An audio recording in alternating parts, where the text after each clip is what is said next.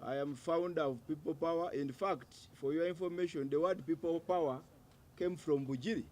Ani yali amanyi nti Asumani Basalirwa owa Jema ekibiina ekirina size bwetyo yali asobola okuwangula e Bujiri nga bamuwagidde ba DP ba FDC n'abalala naye nga waliwo abagamba nti wano twagalawo ekibiina kimu kyokka. Simanyi kitegerekese bulungi. Mu kutunga opposition okujja tuteekwa okuwa buli muntu ekifo ekimugwanidde ku lwa bulungi bwa bannayuganda. Tubaddeyo nnyo naye nga tukyaliyo ng'ani akuwa omuzinda atukiratinga federo bonna bakulaba ng'omulabe bannange ng'eggwanga lino Uganda yeefuga ku musingi gwa federo. Waliwo ayinza okwejjusa nti yazaalibwa singa tiwali federo osanga mu mawanga gandibadde ngaana agava mu Uganda. Teera yakugaba kaadi oba kugimma. Olina abeera oyo anyogeddeko tajja kufuna kaadi. Oyo abuuza ebibuuzo bingi tajja kufuna kaadi. Yes, tuli friendly naye you can be tough. Omala gatwogerako bala tusobola okwambalira. Kuba n'okwambalira it is our right. Omusumba ye n'asaba n'agamba bagawugule gagende ewakumuluma. 13. Era mbyagalira ne President wange betwasaba bajje batusabire tebakoze eki tebalabise tugenda kwekalakasa paka eza paka kulira the whole alliance, because I've also been part of these alliances. I was here in IPFC, I was in IPC, I am founder of People Power. In fact, for your information, the word People Power came from Bujiri. In my by-election, those who were there know. When these guys came from Kampala, they came and read my poster. It had Abantu Naaman, a Lusoga word. So they kept asking me, Abantu Naaman ichitegezachi, what does it mean? And I told them, Abantu Naaman means People Power. That's where the slogan came from. Yeah. People don't know, by the way. But I don't demand copyright of it, because there is no novelty out of it. Those who understand intellectual property law, there is no novelty about it.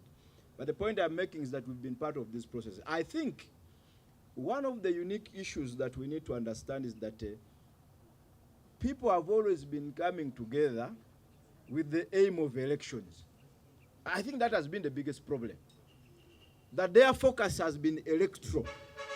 And Mr. Kablet has put it so well. We are looking at a post-Museveni Uganda, which means for us it's really about preparing the country for governance after Museveni, because there has been almost 40 years of maladministration, complete social, economic, cultural, political brokenness. So we are looking at a post-Museveni Uganda. We are not looking for who becomes the MP where, who becomes the chairperson where, and that is the unique aspect here. That's why our focus and discussion has been more about the future, and the future that discusses or sees Museveni out of the picture. Number two is where somebody says, this seems to be a third force, won't you create confusion? You cannot create confusion where there are unresolved issues. For example, I want somebody to help me understand who has succinctly discussed the issue of constructive dialogue the way we've done. And I've been part of them. We've been part of these processes. Who is discussing the issue of a constitutional review commission in the manner in which we have articulated them? So there are unresolved issues. And nobody should claim monopoly of ideas. You are not going to say that we were at Jevine as the whole alliance and discussed everything in this country. No. So some people will discuss some things, others will discuss others in that order. So we've come together over the issues we have articulated. And I know other groups will also emerge over other issues. So the point is, the issues we are talking about, are they resolved or not? If they are unresolved, is there a need to dialogue about them? Before really we begin thinking about creating confusion. Nobody is going to create confusion over a problem. We live in a country, the economy is bad, the land issues that are being asked, and we need to contend with these issues. So I think that should really not be a critical issue. Is this dialogue about sharing power? I think we articulated it. This is a dialogue about post-Museveni. A dialogue about post-Museveni. How do we want, for example, governance issues to be beyond Museveni? How do we want land issues to be beyond Museveni? So it's not a dialogue of saying let's sit together and share power. No, it's actually far from it. Although the word dialogue sometimes in its simplistic nature may be construed in that perspective. The idea of the frustrations in Parliament, and that's why we are saying this discussion should really go beyond the Parliament. This should be a discussion taken to the people, owned, managed, and shaped by the people. Because as Parliament, we have our own limitations. The limitations are enormous.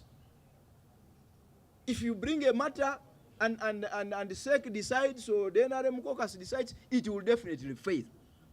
But if a matter is really people-centered, if a matter is generated by the people, no amount of caucusing will stop that idea from finding its way. That's why we are talking about a constructive dialogue. Because in a constructive dialogue, you are going to see beyond your parties or beyond where you come from.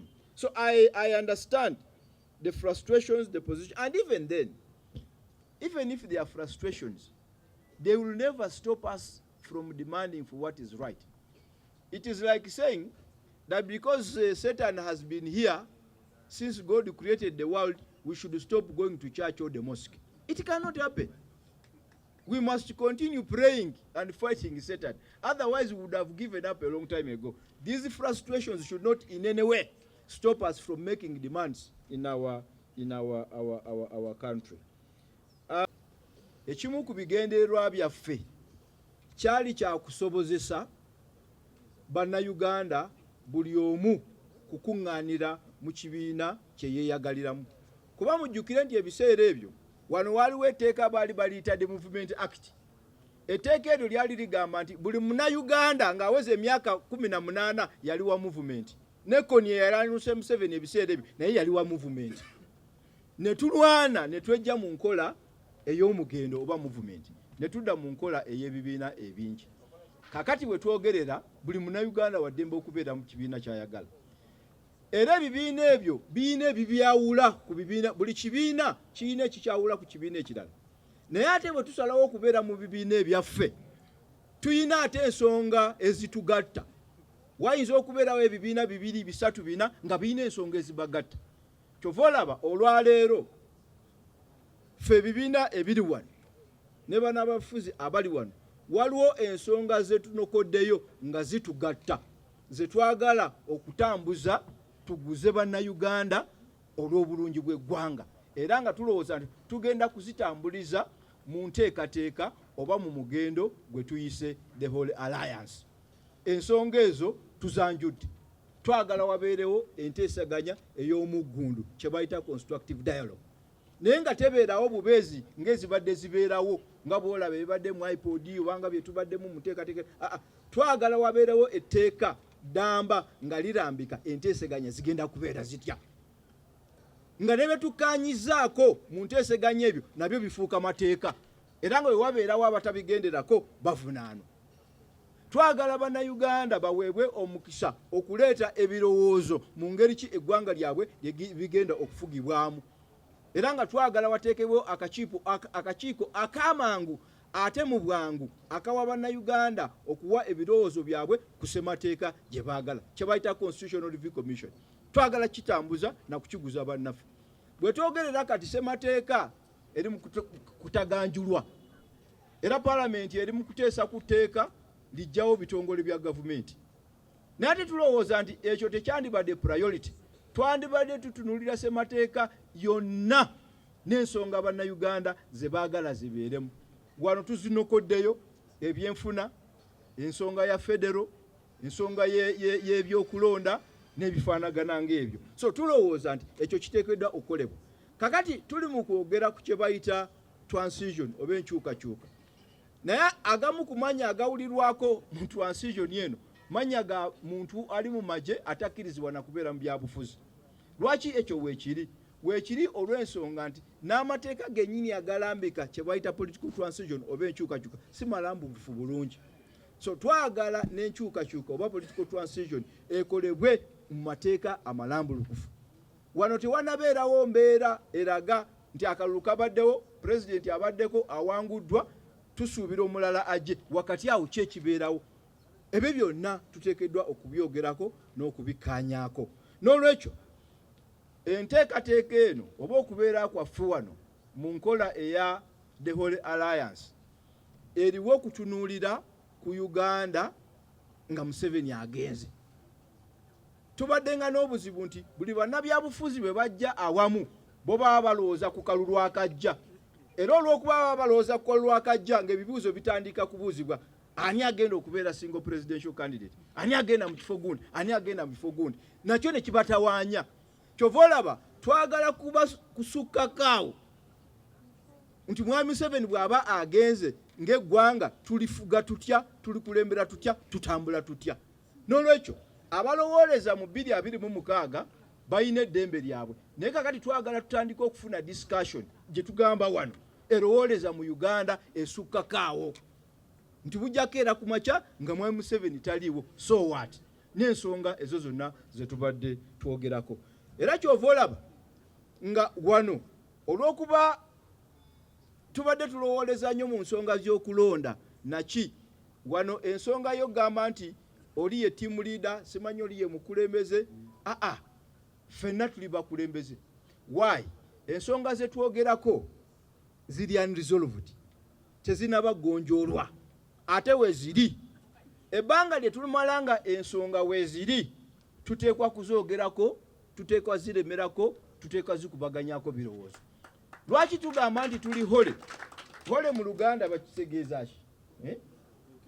Lwaki tugamba nti tuli batukuvu? Tuli batukuvu ku nsonga za ssemateeka. Twagala kubeera batukuvu ku nsonga ya federo, ku nsonga y'ettaka, ku nsonga y'ebyenfuna n'ebifaanana bwe bityo. Kitegeera? N'olwekyo ekyo nakyo kyetaaga kitegeerekeke. Mwami Kabuleta abadde atugamba nti tulina ebitabo bibiri, tulina ebitabo, tulina Korani ne Bible, naye byonna babiyita hole. The Holy Quran, the Holy Bible. Okitegeera?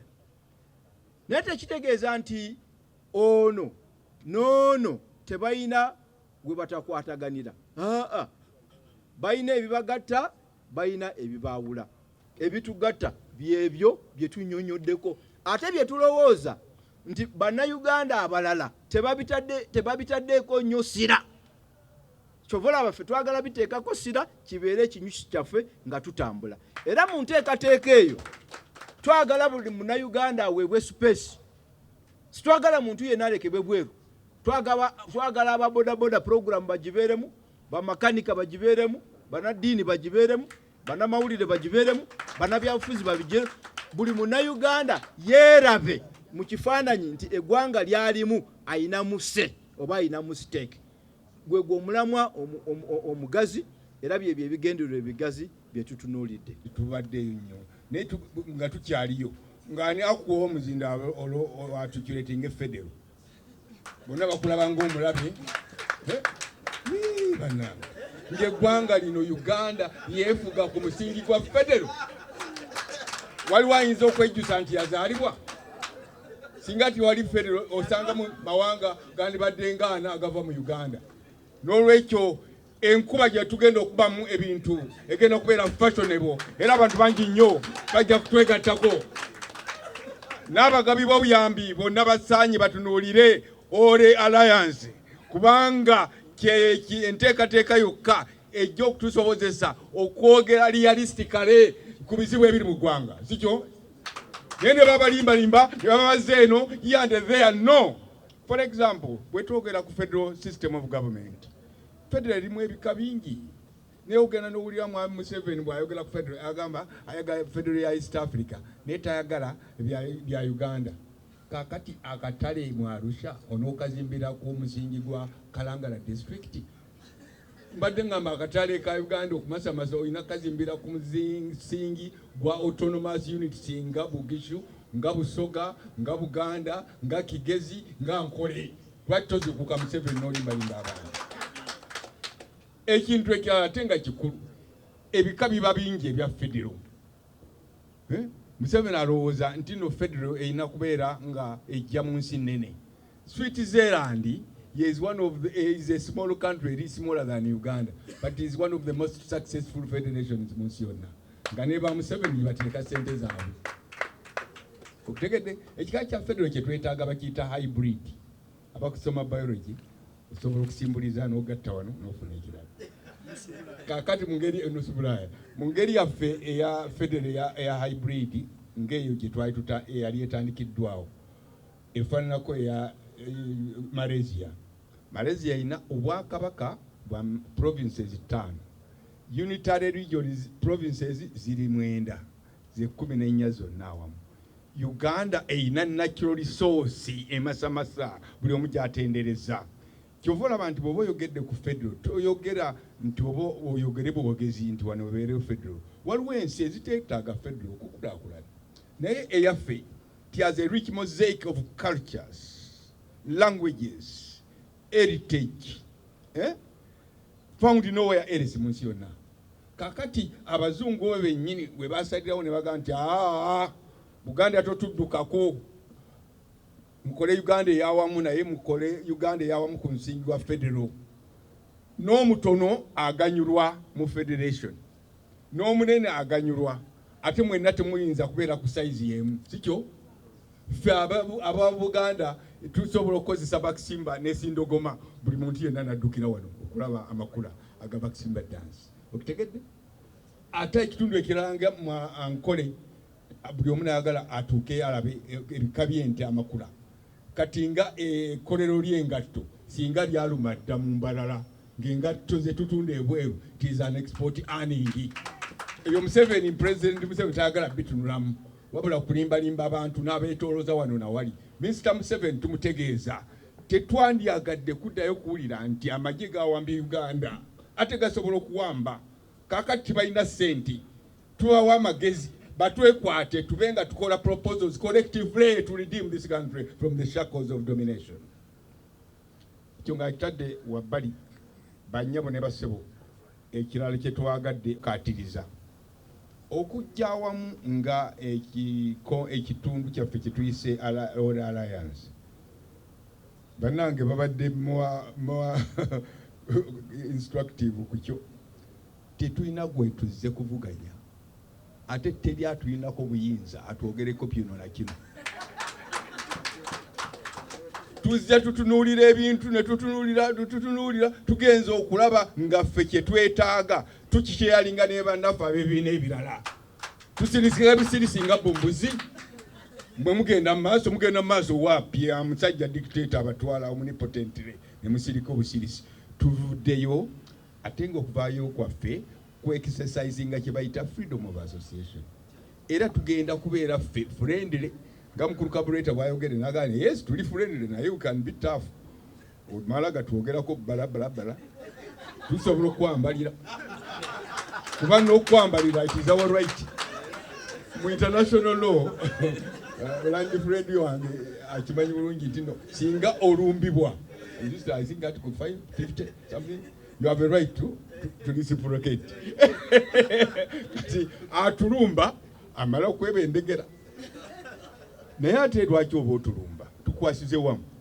Era kankitangaazi singa tutambula obulungi bannaffe nabo ne balaba omulama gwe tuliko tusobola gye bujja bwe tuba tusize okulonda nga kyetaagisa okusibira ku muntu omu ffenna unit singa 3 oba 2 ne zimatira nti oyo yasaanidde. Kati lwaki batuleeta ku balabala. Lwekyo bannaffe tubasaba mubeere ne disipulini twongerere okutegeeragana. Tuteekateeka n'okusawo semina ey'amaanyi tugyogeddeko wano ne mukulu Kabuleta. Semina eyo bwe tunaba tugitegesi nabo tujja bayita abaagala okujja babeeko kibooke abalabe fashion y'okudiringa n'ebintu scientifically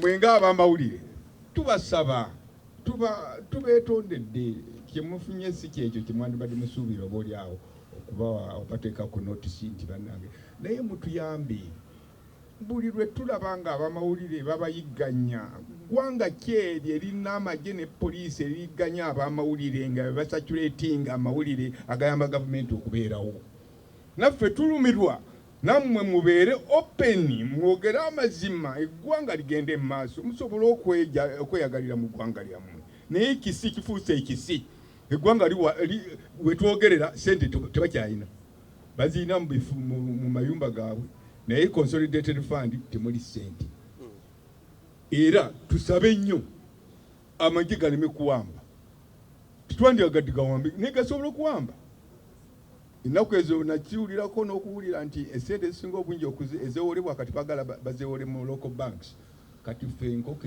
enywa mu lwendo tuneewolawa nga gavumenti yennyini nayo etandise okwewola mu centenary bank nolwekyo ekyoba gasitanda bannasitange bwe basitale mwesitina okutujja western kulisitira ebigastambo byasitaffe ebyamakostu katositonda abakusume enyinza okukaatirizaamu kali kamu nti newandibadde tuyogedde ku unresolved issues ez'eggwanga lyonna nga neya federo mwekola ki mweri n'obuyinza eri abantu n'ebitundu ebyakola Uganda nga mwebiri n'ebirala byonna bitwogeddeko waliwo ne unresolved issues mu magye agalwana okununula eggwanga lino kwaba abaali wamba nkidemu waliwo unresolved issues John Kennedy Lukyamuzi abuuseeko katono n'agendayo watayagala nnyo okubeera confrontation n'omuntu yenna naye ababuulidde wababuuliridde waliwo unresolved issues eno mu balwanyi twasooka kuba ne unresolved issue okututeekako okututuuzaako kibayita monolithic system netutuulako ne tubeera mu individual meritism nga temusobola kwetunga wamu netwali ne bamukulu John Kennedy Lukyamuzi ne tuleeta endowooza eyagambanga netugamba kale oba batuganye okubeera n'ebibiina batuganye okubeera muno gya muyitanga ow'endowooza olwaleero waliwo abadde babuuza temumulabikanga Kabuleeta bwansanga mpita wandowooza munahola alliance ogamba ki ekyo tekikoyininze kituyamba okutuzanga buli kaseera ku kituufu nti wabaawo ebintu bye tukola mu kwagala obutakola butuufu kituyambe ffe ng'abaki ng'abantu mukoze olugoba oluteebi gye bayita front naye ate munda ogamba nti singa Kabuleeta oyo omunyigiriza nadda wansi era mwe muva ebibuuzo ebyo ebyamangu ani akulembedde ani akoze bwati ani akoze bwati kubanga tulina endowooza y'okuzimba cult kizibu kya ggwanga lino kinene naye ne mu opposition kizibu yewaje talabwa mukamwa mukaku tayogerwako tabuuzibwa takola bwati abali wano tulowooza that is an unresolved issue mu lutalo lw'okununula eggwanga lino tewali kuzimba bukatonda butono mu ffe. That is an unresolved issue. Another unresolved issue yali wano twalina kye twayitanga interparty rivalry. Amangu agolutula nga Asumani atandika kulowooza bifo bimeka lwaki byonna sinze mbifuna ebyabwa MP ebyobwa kansala. That is stupid. Naye mutumanyi waliwo yabuuziza omukyala nti gye mubadde obuwanguzi nabo tufunye gye tubadde ani yali amanyi nti Asumani Basalirwa owa Jema ekibiina ekirina sayizi bwetyo yali asobola okuwangula ebugiri nga bamuwagidde ba DP ba FDC n'abalala naye nga waliwo abagamba nti wano twagalawo ekibiina kimu kyokka. Simanyi kitegerekese bulungi mu kutunga opposition okujja tuteekwa okuwa buli muntu ekifo ekimugwanidde ku lwa bulungi bwa bannayuganda n'okuteesa kwebyo ebinatutwala mu maaso ng'eggwanga ate ffenna nga abanyigiriziddwa okumala ebbanga ffenna tugasibwe ate kivuiremu n'abaana baffe eddembe n'okweyagalira mu ggwanga lino. Waliwo unresolved issue eya intraparty terrorism. Njitana terrorism, intraparty terrorism. Tera ya kugaba kaadi oba kujima. olina abeera oyo anyogeddeko tajja kufuna kaadi, oyo abuuza ebibuuzo bingi tajja kufuna kaadi. Ennaku zino mpulira terrorism ejeyo mwenare mpitirivu katumene piraawo naye azze naye atandise kugenda mu eyo oleka okusaba mwenda obaani akutuusa ewabalangira eyo tetusobola gigumiikiriza ne mu position. Olinga looza twaddeko okubaawo babulooka b'amatikiti. Omuntu addekwa okuba nga bwe tuba tukola wano buli omu asaanira ekifo kyakola ki kyagendamu, asaanira obwakomanda bwagenda okukola ki okufuna. Batudatuka ekiseera nga tugamba nti elections kakati tusobola ozigendamu era ojja kulaba asaanidde okubeera ekyo ng'era naffe ffenna tumuteekako ki etoffaali ate nga tumuyise Katonda. Simanyi tuwulirira bulungi. Eyo yenjawulo yaffe n'abalala. Endala yensonga ya leadership failure, yensonga ya accountability and trust gap. Neno mu opposition yensonga oba deficit, yensonga bwe tulina okukwata mu occupational hazards zaabo abatugira twagala tutese ffenna tumanye bwe tugenda. So accountability deficit kitegeeza bw'obeera owa Jema, era mwami Jema njagala nkwebaze wano mu bonna kubanga ebibiina ebimu kubiri wano gwe mufuna sente. Nembo tubadde tugenda nga ba PFT ku Jema ku milioni 10 ze bafuna eza mwami Basalirwa n'ateekawo tent, Basalirwa n'ateekawo ekyokulya, Basalirwa n'alabirira abaana mawulire. Thank you very much. Ekyo kitegeeza obutaba na accountability deficit. Tulina resources ntono. Abasajja bagendanga ne babba bank ne batwala emmwanyi. Naye mu kiseera ekyo okubanya olwokuba baali serious ku buyinza bwe baali bagendamu bagezako ne ze babbye bwe togenda bwe baba bakutumye okubba gwe n'oba nga gozi tuteweka. Ennaku zino ebintu byakyuse n'eno mu opposition. Ffe tugamba n'ekyo nakyo kiteekwa okutereera. Resources ze tufuna zibeere za revolution, abantu basobole okuzimba amaanyi ge bayita people power agava ewa Basalirwa agajjawo embeera ge tuyita 3 phase. Obategerekese bulungi kubanga tulabye wano abamu nga temunaba bitegeera bulungi. Naye whole alliance is about that.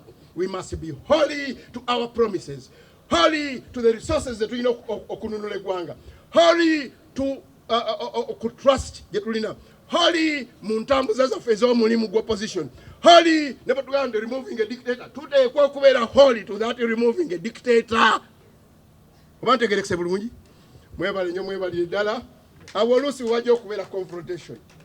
Tukugamba ssebo bali abaagenda mu nsiko bagendayo nga baagala buli Munnayuganda. Naye bakugambanga nti kyokoze kiri subvertive ku revolution. Nga bagamba nti tulina maanyi ffe kumbi yo yiyo. Mukyabajjukira enkumbi yo eriwa? Futi 2 awo. Tuulamu tulaba kati ojaamu. The rest was history. Mukyakijjukira? That's why bakozesa obukugu ffe tebagala kukola bwetu. Naye nkugamba sometimes even to yourself oteekwa okwekuba mu torch ebintu mbikola bulungi oba sibikola buki. You must not pervert the revolution. You must not pervert the dialogue. Eno dialogue gyetwogererako. You must not let down abantu. Toteekwa kuyiwa revolution. Toteekwa kubayisaawo, kubasiba bula oba kubatimba bula. Ennaku zino waliwo ennyimba ezimu era zirimu ebigambo bwe biti. Oteekwa okukola ebintu by'ogamba ne bwe mba nkomyawo abalala bajja kukola ki? Bajja kumaliriza. Omukulu Jabudde abagamba tewali mukulembeze wano kubanga tumanyi olutalo lwa bonna naye bwe tuluzimba obulungi tujja kuluggusa. Mwebale nnyo, mwebale ddala. Omusumba ye n'asaba n'agamba bagawugule gagende ewa kumuluma 13 era mbyagalira ddala pulezidenti wange betwasaba bajje batusabire tebakoze eki tebalabise tugenda kwekalakasa paka eza paka bulya